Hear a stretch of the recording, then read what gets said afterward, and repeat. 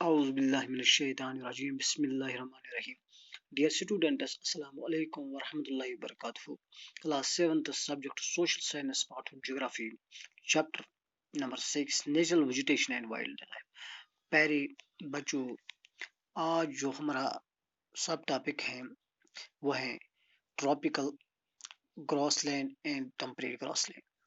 प्यारे बच्चों, जिस तरह हमने पिछले क्लासेस में हमने जो फॉरेस्ट्स पढ़े, मुख्तलिफ किस्म के वेजिटेशंस को पढ़े, इनमें हमने ट्रॉपिकल एवरग्रीन फॉरेस्ट को पढ़ा, ट्रॉपिकल डिसिडियस फॉरेस्ट को पढ़ा। इसी तरह हमने टेम्परेट एवरग्रीन फॉरेस्ट को भी पढ़ा और टेम्परेट डिसिडियस फॉरेस्ट को। इसी तरह हमने मेडिटेरेनियन वेजिटेशन भी पढ़ा। आज जो हमारा टॉपिक है वो है ग्रासलैंड्स। ग्रासलैंड्स में भी इसी तरह दो किस्म के ग्रासलैंड्स पाए जाते हैं, एक तो ट्रॉपिकल ग्रासलैंड्स हैं और दूसरा टेम्परेट ग्रासलैंड्स। पहले हम ट्रॉपिकल ग्रासलैंड्स को देखेंगे कि ट्रॉपिकल ग्रासलैंड क्या है। ये इसी तरह है, tropical grass plus land is equal to grassland, यानी वो प्लेन एरिया जहाँ पर सिर्फ घास उगते हैं। पौधे भी होते हैं, छोटे छोटे पौधे, लेकिन ज्यादातर ग्रास ही पाई जाती हैं। पहले हम देखेंगे कि ट्रॉपिकल ग्रासलैंड क्या है। These occur on either side of the equator and extend till the tropics. जो ये ट्रॉपिकल ग्रासलैंड है ये कहाँ पर पाए जाते हैं? समझ लो कि अगर ये हमारी अर्थ है, ये इक्वेटर है जो 0 डिग्री पर आते हैं, इक्वेटर 0 डिग्री पर, और इसके जो नॉर्थ में, इक्वेटर के नॉर्थ में जो आते हैं ट्रॉपिक ऑफ कैंसर, और साउथ में आते हैं ट्रॉपिक ऑफ कैप्रिकॉर्न ने। इस वाले इलाके में ये पाए जाते हैं, उसको ट्रॉपिकल ग्रासलैंड कहते हैं। इसी जोन में ये ग्रास पाए जाते हैं, यानी जो प्लेन एरिया है वहां पर जो घास उगते हैं उसको ग्रासलैंड कहते हैं। ये दोनों साइड्स में होते हैं, इक्वेटर के दोनों साइड्स, यानी नॉर्थ साइड में भी और इसके साउथ साइड में भी आते हैं, उसको ट्रॉपिकल ग्रासलैंड कहते हैं। This vegetation grows in the areas of moderate to low amount of rainfall.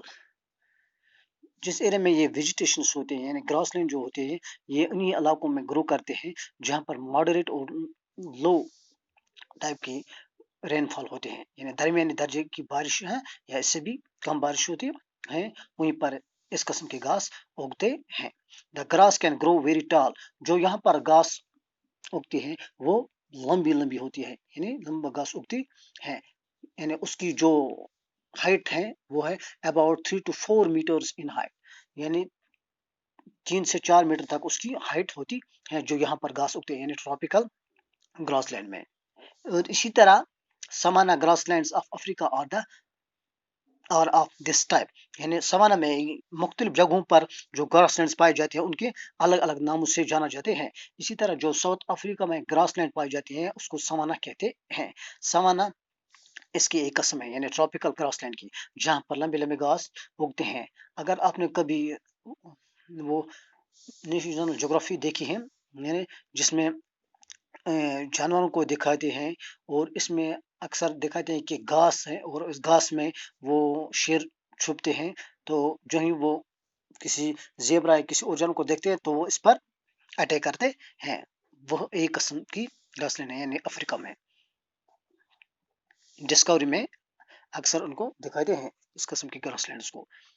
जो यहाँ पर एनिमल्स पाए जाते हैं वो कौन, यहाँ पर जो बड़े बड़े एनिमल्स पाए जाते हैं जैसे एलिफेंट्स हैं, जेब्रास हैं, जिराफ्स हैं, डियर, लिथोर्ड्स और कॉमन इन ट्रॉपिकल ग्रासलैंड्स, यानी ये सारे वाइल्ड एनिमल्स हैं, यानी जानवर पाए जाते हैं ट्रॉपिकल ग्रासलैंड में। इसके अलावा grasslands are known by different names in different regions, यानी ग्रासलैंड्स भी डिफरेंट रीजन्स में डिफरेंट नामों से उनको पुकारा जाता है। जैसे अगर हम ट्रॉपिकल ग्रासलैंड्स को देखेंगे तो ईस्ट अफ्रीका में जो ग्रासलैंड का नाम है वो है सवाना, सवाना। इसी तरह ब्राजील में, ब्राजील ये ट्रॉपिकल ग्रासलैंड्स हैं, ब्राजील में इसको कैंपस कहते हैं, ग्रासलैंड को कैंपस कहते हैं। इसी तरह वेनेजुएला में इसको लेनोस कहते हैं, लेनोस, ये याद रखने हैं। ईस्ट अफ्रीका में सवाना, ब्राजील में कैंपस एंड वेनेजुएला में लियानोस। इसके अलावा जो टेम्परेट ग्रासलैंड है, temperate grassland, these are found in the mid latitudinal zones and in the interior part of the continents। जिस तरह मैंने पहले भी दिखाया कि इक्वेटर है और ये ट्रॉपिक ऑफ कैंसर, यहाँ पर साउथ में ट्रॉपिक ऑफ कैप्रिकॉर्न, जो यहाँ मिड लेटिट्यूडनल यानी 30 से 6 डिग्री में आते हैं, जो ये वाले एरिया है, यानी इस एरिया में ये पाए जाते हैं मिड लेटिट्यूडनल जोन, यानी उसको टेम्परेट कहते हैं। असल में ये जो ट्रॉपिक ऑफ कैंसर से लेकर आर्टिक सर्कल तक जो ये एरिया आता है, ये है moderate zone.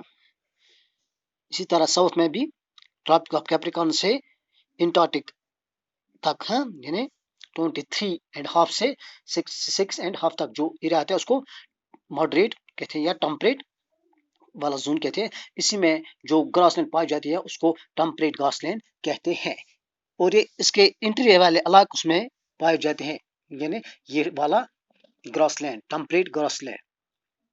Usually grass here is short and nutritious, लेकिन यहाँ पर ये डिफरेंशिएट है। जो ट्रॉपिकल में घास उगते हैं वो लंबा होता है, काफी लंबा होता है, यानी उसकी हाइट 3 से 4 मीटर होती है लंबाई उसकी। लेकिन यहाँ पर जो घास उगते हैं वो शॉर्ट होती है और वो न्यूट्रिशियस होती है, क्योंकि यहाँ पर जो गर्मी होती है वो बहुत कम होती है। यहाँ पर भी लो टाइप और या मॉडरेट टाइप की जो बारिश होती है, लेकिन यहाँ पर गर्मी कम होती है, ट्रॉपिकल में गर्मी ज़्यादा होती है।